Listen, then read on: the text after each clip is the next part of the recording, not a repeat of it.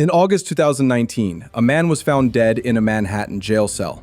His name was Jeffrey Epstein, a multimillionaire financier, a convicted sex offender, and a man whose little black book contained the names of presidents, princes, and some of the world's most powerful people. But here's what makes this case absolutely explosive for America. 5 years after his death, Congress is still investigating. The Trump administration is still releasing files, and survivors are still demanding answers. This isn't just another scandal. This is about how money and power can buy silence, protection, and decades of impunity in the United States of America. So who was Jeffrey Epstein? How did he build his empire? And why are we still talking about him in 2025? Let me break down everything you need to know. Make sure you like this video, share it with everyone who needs to know the truth, and subscribe, because we're going deep into one of the most disturbing scandals in American history. Jeffrey Edward Epstein was born on January 20th, 1953, in Brooklyn, New York. He grew up in a middle-class Jewish family in Seagate, Brooklyn. Not exactly the background you'd expect for someone who would later claim to manage billions for the ultra-wealthy. His early career was unusual. Epstein started as a math and physics teacher at the Dalton School in Manhattan in the 1970s, despite not having a college degree. What college did you attend? Cooper Union. And did you get a degree from Cooper Union? No, sir. But teaching wasn't his calling. By the late 1970s, he had landed a job at Bear Stearns, the prestigious Wall Street investment bank. Here's where the mystery begins. In 1981, Epstein left Bear Stearns under controversial circumstances. According to newly released deposition documents, he was fined $2,500 for improperly loaning money to a friend to purchase stock. Epstein claimed the fine was ridiculous and excessive and resigned shortly after. But at the time of his departure, he was already making over $200,000 a year, worth about $665,000 today. After Bear Stearns, Epstein launched his own financial management firm, claiming to serve only billionaire clients. He portrayed himself as an accomplished and seasoned financier who pioneered derivative and option-based investment strategies. But here's the strange part. Nobody on Wall Street could figure out exactly how he made his money. The answer lies with one man, Les Wexner. Wexner is the billionaire founder of L Brands, the company behind Victoria's Secret and Bath & Body Works. In the late 1980s, Epstein somehow convinced Wexner to become his client, and their relationship became extraordinarily close. Between 1991 to 2018, Wexner reportedly paid Epstein around $200 million in fees. But it wasn't just about money management. Wexner gave Epstein power of attorney, meaning Epstein could sign checks, hire people, and buy property on Wexner's behalf. This is almost unheard of in the world of high finance. Through this relationship, Epstein acquired a massive Manhattan mansion that had belonged to Wexner, a private jet, and immense wealth. Financial records show that between 1999 and 2018, Epstein's businesses generated over $800 million in revenue, with Epstein collecting at least $490 million in fees.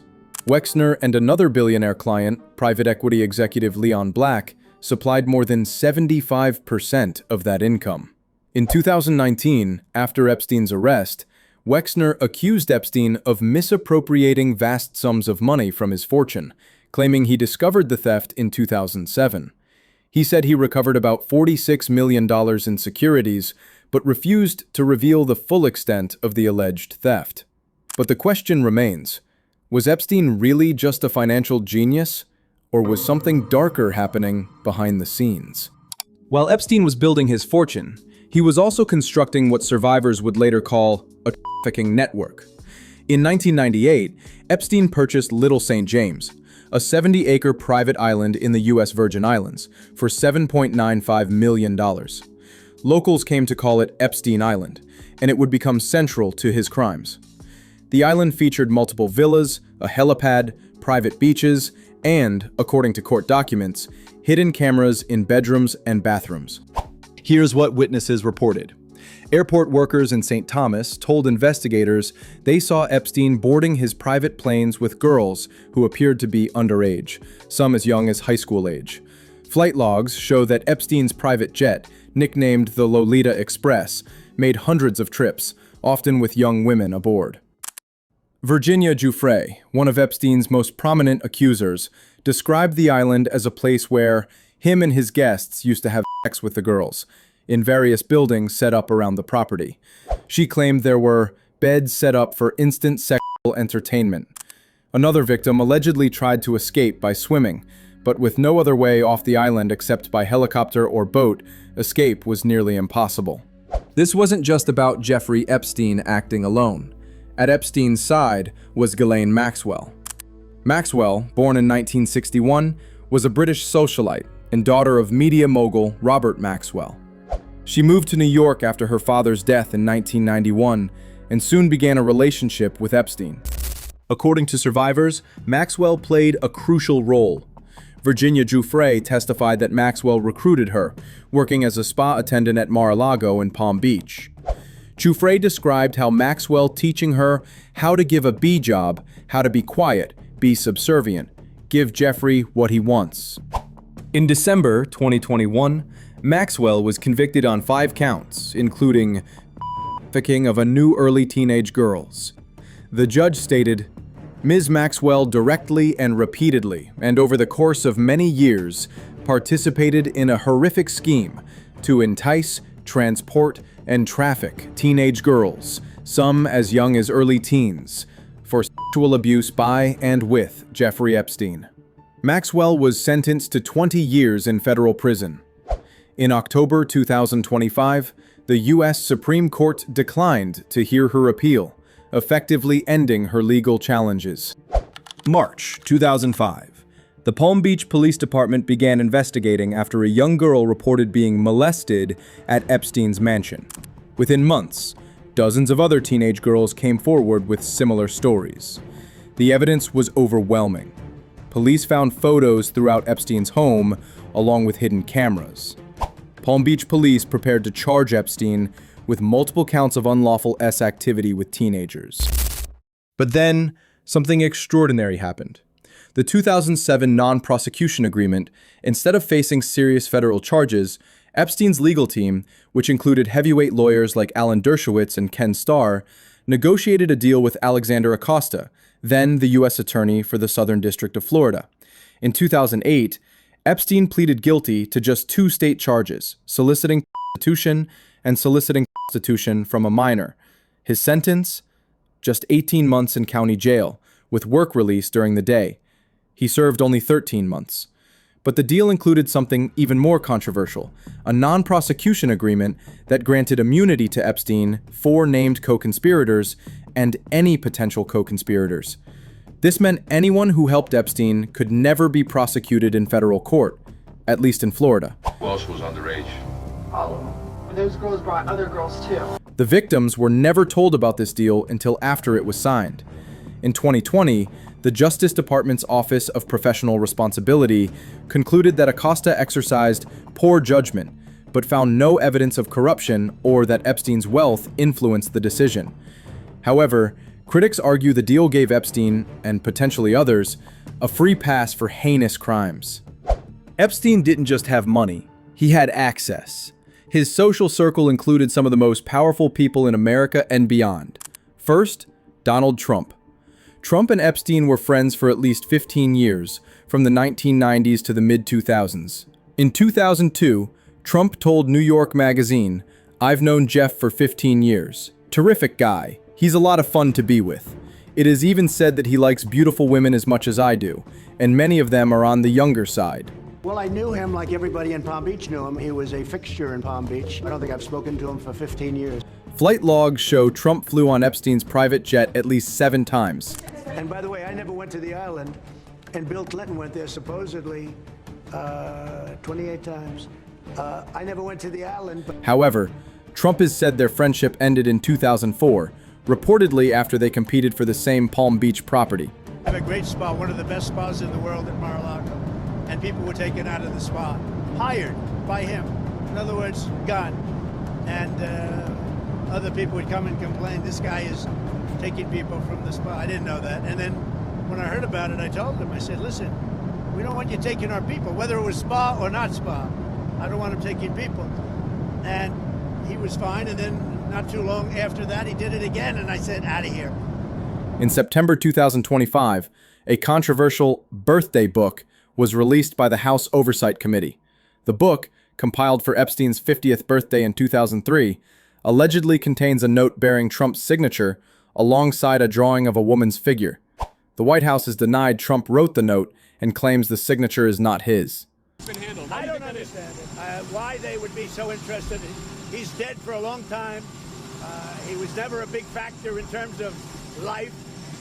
I don't understand what the interest or what the fascination is. I really don't.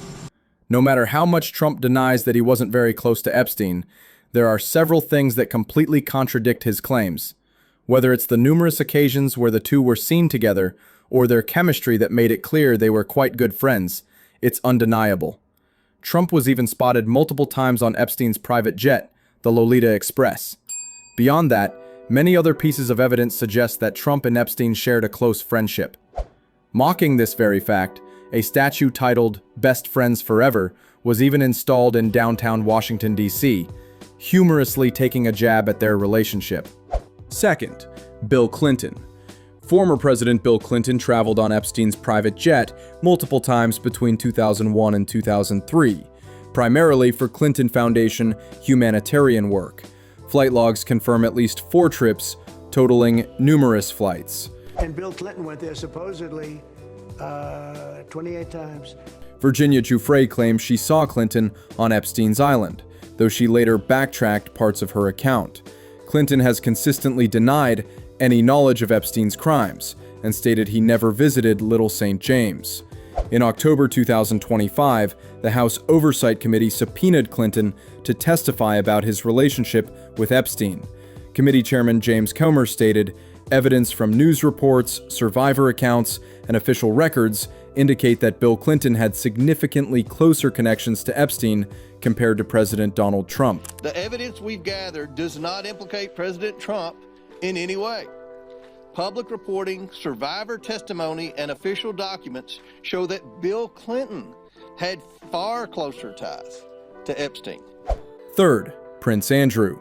Whenever there's a discussion about Jeffrey Epstein and the Epstein Files, one name you'll often hear is Prince Andrew, a member of the British royal family. After the Epstein controversy, he recently lost all his royal titles, including the title of Duke of York. Virginia Giuffre alleged that when she was 17, she was trafficked to Prince Andrew on 3 occasions, once in London, once in New York, and once on Epstein's island. She described being instructed by Maxwell to do for Prince Andrew what you do for Epstein.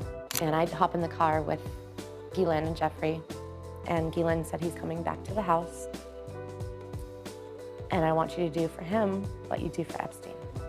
I just couldn't believe it. I couldn't believe that even royalty were involved.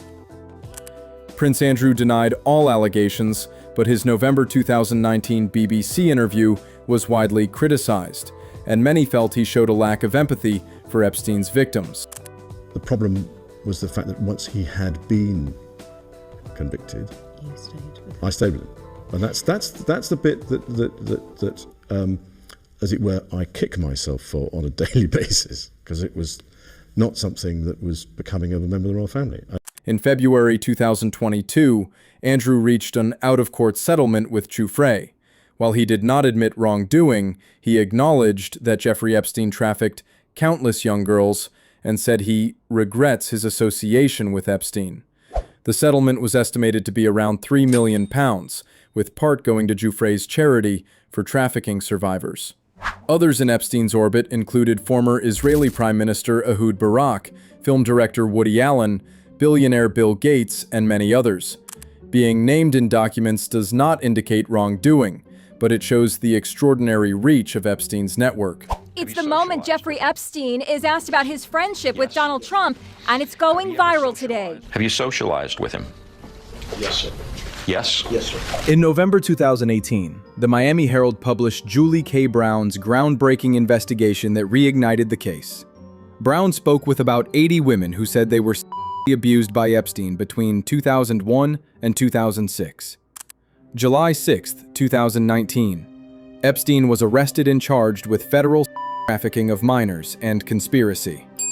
August 10, 2019. Epstein was found dead in his jail cell at the Metropolitan Correctional Center in Manhattan. An investigation ruled his death a suicide by hanging. You said Jeffrey Epstein committed suicide. People don't believe it. Well, I mean, listen, they have a right to their opinion, but as someone who has worked as a public defender, as a prosecutor, who's been in that prison system, who's been in the Metropolitan Detention Center, who's been in segregated housing, you know when you see one, and that's what that was. But conspiracy theories exploded. How could someone under such intense scrutiny die in federal custody? In July 2025, the FBI released a memo confirming that Epstein died by suicide, and that video footage showed no one entered his cell between 10:40 p.m. on August 9th and 6:30 a.m. on August 10th. However, public skepticism remains widespread, particularly given Epstein's connections to powerful people and the potential secrets he held.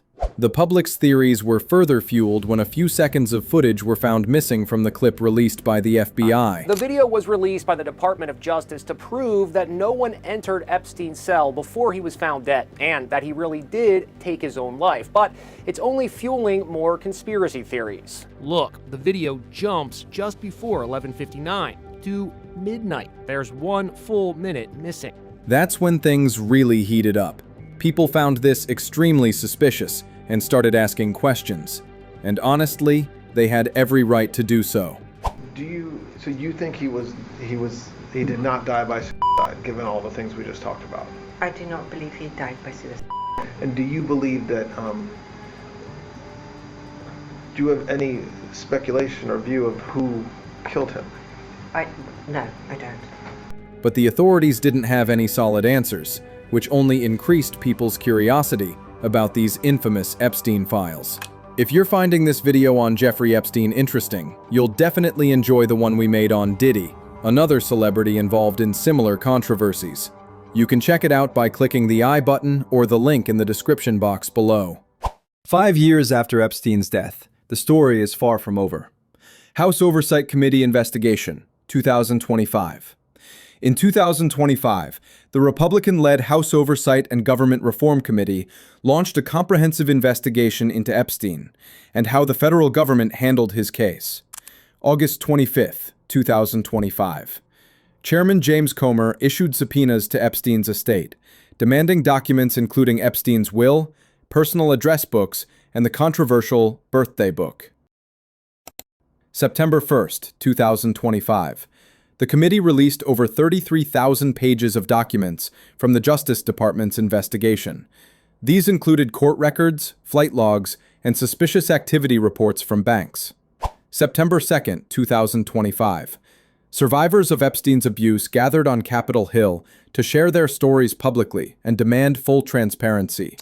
Ashley Rubright, Courtney Wild, Janeza Jones, and Marina Lacerda, women who were abused as teenagers, called for the release of all government files related to Epstein. October 2025.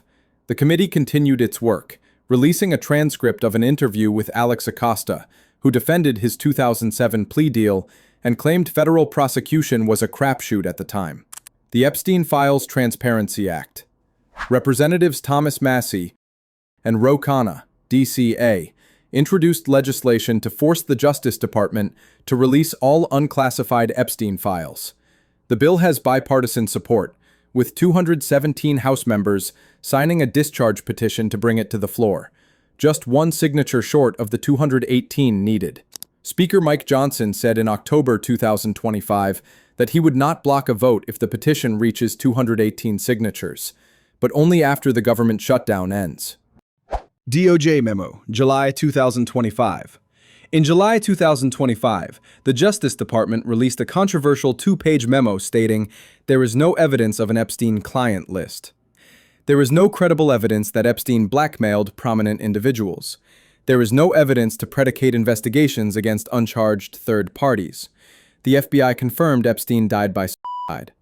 This contradicted earlier statements by Attorney General Pam Bondi, who in February 2025 told Fox News that Epstein's client list was sitting on my desk right now to review. One of the most persistent theories is that Epstein was working for intelligence agencies, specifically Israel's Mossad, running a blackmail operation. The evidence cited includes Epstein's close relationship with Ghislaine Maxwell, whose father Robert Maxwell had alleged connections to Mossad. Alexander Acosta reportedly told Trump transition officials that Epstein belonged to intelligence and was above his pay grade, though Acosta later denied this under oath. Former Israeli intelligence official Ari Ben-Menashe claimed Epstein and Maxwell ran a blackmail operation for Mossad in the 1980s. Epstein's meetings with former Israeli PM Ehud Barak 36 times between 2013 and 2017, and his investment in Israeli defense and intelligence-linked companies. However, in July 2025, the DOJ explicitly stated there was no credible evidence that Epstein blackmailed anyone. Investigative journalists note that while the theory is compelling, concrete proof remains elusive. The human cost of Epstein's crimes cannot be overstated. Survivors describe how meeting Epstein as teenagers destroyed their lives. Ashley Rubright, who met Epstein shortly after turning 15, said her friends noticed an immediate change. Everyone who wrote in my yearbook said things like, "Have a wonderful summer." The following yearbook showcased a different tone. "I'm really concerned about you. Please don't do anything reckless this summer." Courtney Wild, who was 14 when she encountered Epstein, described him as manipulative and controlling. She said the trauma cuts deep, and the continual mistreatment by the government, even now, adds to the suffering. Virginia Giuffre, one of Epstein's lead accusers, tragically died by suicide in April 2025 at age 41. Before her death, she completed a memoir titled Nobody's Girl, a Memoir of Surviving Abuse and Fighting for Justice, which was published posthumously in October 2025. In the book, Giuffre wrote that Epstein explicitly talked about using victims as a form of blackmail, and boasted that those videotapes he so meticulously collected in the bedrooms and bathrooms of his various houses gave him power over others. Survivors continue to push for full release of all Epstein-related government documents, protection of victim identities and any releases, enhanced legal protections for trafficking survivors, accountability for anyone who enabled Epstein's crimes. So why does Jeffrey Epstein still matter in 2025? Because his case exposes critical failures in the American justice system. A wealthy, well-connected man sexually abused dozens of girls over decades. Law enforcement knew. Prosecutors knew. Yet he received a sweetheart deal that protected him and his associates from serious consequences. It took over a decade for him to face real federal charges again, and even then, he died before facing trial. The survivors, now women in their 30s, 40s, and 50s, are still fighting for answers. They're still dealing with trauma, and they're still watching as powerful people linked to Epstein continue to evade full accountability. Representative Ro Khanna said it best: "A nation that allows the rich and powerful to traffic young girls without consequence is a nation that has lost its moral and spiritual core." As of October 2025, the House investigation continues. More documents are expected to be released, and the question remains: will there ever be full transparency? Will anyone else be held accountable? Or will Jeffrey Epstein's death be the end of the story? The survivors are demanding answers. The American people deserve answers. And the world is watching. If you found this video informative, smash that like button, share this with everyone who needs to understand what happened, and subscribe to this channel for more deep dives into global events that shape America. Drop a comment below. Do you think we'll ever get the full truth about Jeffrey Epstein? Let's discuss. Thanks for watching. Stay informed, stay vigilant, and never stop questioning power.